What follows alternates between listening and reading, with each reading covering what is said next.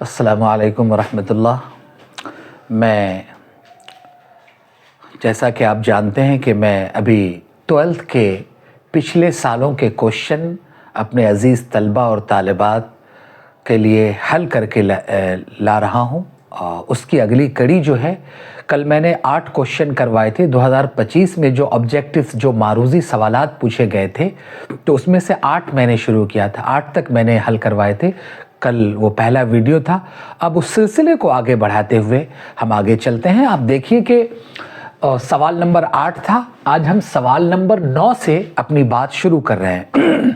सवाल नंबर 9 है कि बाला की जिद क्या होगी। बाला पहली बात तो यह कि हमें बाला को समझना होगा कि बाला के माने क्या होता है। बाला के माने ऊंचा, बाला के माने ऊंचा। तो उसकी जिद यानी उसका अपोजिट, उसका उल्टा क्या होगा।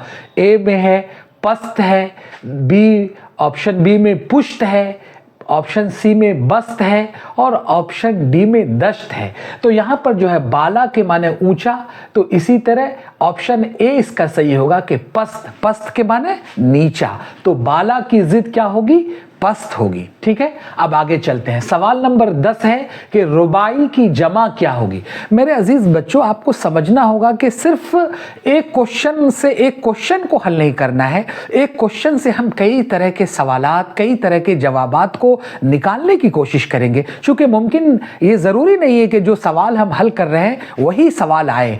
उससे जुड़े हुए, उससे मिले हुए, उससे मिलते जुलते सवालात हमसे हमारे लिए आ सकते हैं। तो हम इस तरह समझेंगे। तो रुबाई की जमा क्या है। पहली बात तो यह है कि रुबाई को हमें समझना होगा कि रुबाई कहते हैं किसे। तो रुबाई कहते हैं 4 को। रुबाई के माने 4, रुबाई के माने 4। और रुबाई की जमा ऑप्शन ए में अरबा दिया है, बी में रुबाइयात है, सी में मुरब्बा है और डी में मुरब्बी है। तो रुबाई की जो जमा होगी वो क्या होगी, ऑप्शन बी रुबाइयात। रुबाइयात के माने 4, यानी 4 मिसरे के जो अशार होते हैं उसे रुबाइयात या रुबाई कहते हैं। तो चलिए आगे चलते हैं। सवाल नंबर 11 में यह है कि प्रॉमिस एक अफसाना है। प्रॉमिस एक अफसाना है। प्रॉमिस के अफसाना निगार कौन है। प्रॉमिस के अफसाना निगार कौन है। तो ऑप्शन है, ऑप्शन ए है इस्मत चुगताई, क्या कहते हैं, ऑप्शन बी है शफी जावेद, ऑप्शन सी है शकीला अख्तर और ऑप्शन डी है जिलानी बानो। तो प्रॉमिस के जो अफसाना निगार हैं वो हैं जिलानी बानो। वो कौन है, जिलानी बानो। आगे चलते हैं। सवाल नंबर 12 है कि शफी जावेद का आबाई वतन कहाँ है। शफी जावेद का आबाई वतन यानी कहाँ उनकी पैदाइश हुई, कहाँ उनके बाप दादा का। ये आबाई जो है, ये लफ्ज़ अरबी का ये लफ्ज़ है अबुन की जमा आबा, यानी अबुन के माने बाप के होते हैं और आबा के माने अजदाद, उसके बाप दादा। तो आबाई यानी उनके बाप दादाओं का घर कहाँ है, जहाँ वो पैदा हुए। तो शफी जावेद का आबाई वतन कहाँ है। Option A Darbhanga, option B Patna, option C Muzaffarpur और ऑप्शन डी गया। तो शफी जावेद का जो आबाई वतन है वो ऑप्शन सी मुजफ्फरपुर है। शफी जावेद की जो पैदाइश हुई वो मुजफ्फरपुर में हुई और इनकी जो मौत हुई, इनका जो इंतकाल हुआ वो पटना में हुआ। तो आगे चलते हैं सवाल नंबर 13 को लेकर।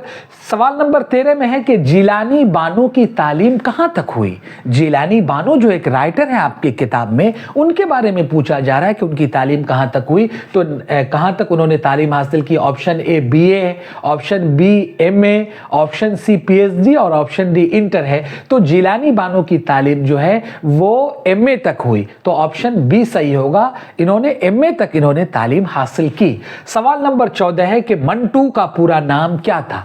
एक राइटर है आपके किताब में मंटू, उनका पूरा नाम पूछा जा रहा है। ऑप्शन ए शराफत हुसैन, ऑप्शन बी शहादत हुसैन, ऑप्शन सी सादत हुसैन और ऑप्शन डी सदाकत हुसैन। तो इसमें से इन चारों में से हमें मंटू के सही नाम को चुनना है।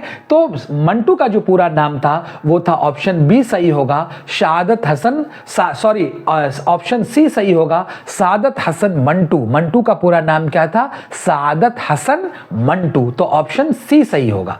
इसी तरह आगे चलते हैं। کہ سوال نمبر 15 ہے کہ مختصر افسانے کی داغ بیل کا صحرا کس کے سر جاتا ہے؟ یعنی شارٹ تحریر جو ہوتی ہے، شارٹ رائٹنگ جو ہوتی ہے، مختصر افسانہ کہتے ہیں۔ مختصر افسانہ اس افسانے کو جو ایک بیٹھک میں پڑھی جا سکے، ایک بیٹھک میں ختم کی جا سکے۔ تو مختصر افسانے کی بنیاد کس نے ڈالی، اس کی داغ بیل، اس کا آغاز کس نے کیا؟ تو اس میں ہے آپشن ای منٹو ہے، یعنی سعادت حسن منٹو، آپشن بی میں پریم چند، اور آپشن سی میں سجاد حیدر، اور آپشن ڈی میں بیدی ہے، راجندر سنگھ بیدی۔ تو آپ کو اس میں صحیح آنسر جو ہوگا وہ آپشن بی ہے کہ پریم چند کو مختصر افسانے کا بانی اور داغ بیل ڈالنے کا صحرا پریم چند کے ساتھ جاتا ہے۔ اسی طرح سوال نمبر کیا کہتے ہیں کہ 16 ہے کہ خلیل الرحمن اعظمی نے اعلیٰ تعلیم کہاں سے حاصل کیا؟ اعلیٰ تعلیم یعنی ہائر ایجوکیشن انہوں نے کہاں سے حاصل کیا؟ نمبر آپشن اے علی گڑھ، آپشن بی اعظم گڑھ، آپشن سی جامعہ ملیہ اسلامیہ، اور آپشن ڈی JNU۔ تو خلیل الرحمن اعظمی نے اعلیٰ تعلیم علی گڑھ مسلم یونیورسٹی، یعنی آپشن اے صحیح ہوگا، یہاں سے انہوں نے اعلیٰ تعلیم حاصل کیا۔ علی گڑھ سے انہوں نے PhD کی ڈگری حاصل کی تھی۔ اسی طرح سوال نمبر 17 ہے کہ جی چاہتا تو بیٹھتا یادوں کی چھاؤں میں، یہ ایک مصرع ہے اور یہ پوچھا گیا ہے کہ یہ مصرع کس کا ہے؟ تو جی چاہتا تو بیٹھتا یادوں کی چھاؤں میں، یہ مصرع کس کا ہے؟ تو آپشن اے ہے یگانہ چنگیزی، آپشن بی ہے غالب، آپشن سی ہے شاد، اور آپشن ڈی ہے خلیل الرحمن اعظمی۔ تو یہ جو ہے یہ مصرع جو ہے جی چاہتا تو بیٹھتا یادوں کی چھاؤں میں، یہ آپشن ڈی یعنی خلیل الرحمن اعظمی کا ہے۔ اسی طرح اگلا سوال نمبر 18 ہے کہ مرزا نوشاہ کسے کہا جاتا ہے؟ تاریخ میں، ادب میں ایک یہ بہت اہم سوال ہے، عام طور سے ایگزام میں پوچھے جاتے ہیں کہ نوشاہ کسے کہا جاتا ہے، کس شاعر کو؟ تو مرزا نوشاہ جو ہے وہ آپشن اے میں میر تقی میر، آپشن بی میں درد، آپشن سی میں مومن، اور آپشن ڈی میں غالب۔ تو آپ کو یہ سمجھنا ہوگا کہ مرزا نوشاہ جو ہے وہ غالب کو کہا جاتا ہے۔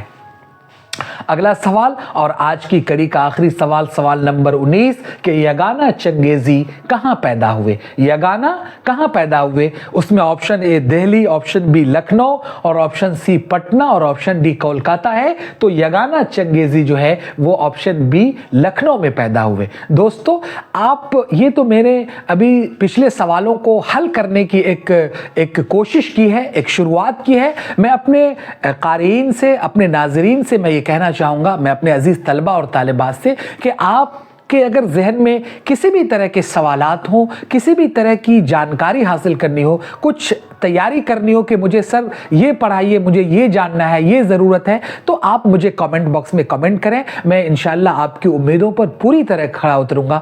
بہت شکریہ، بہت شکریہ۔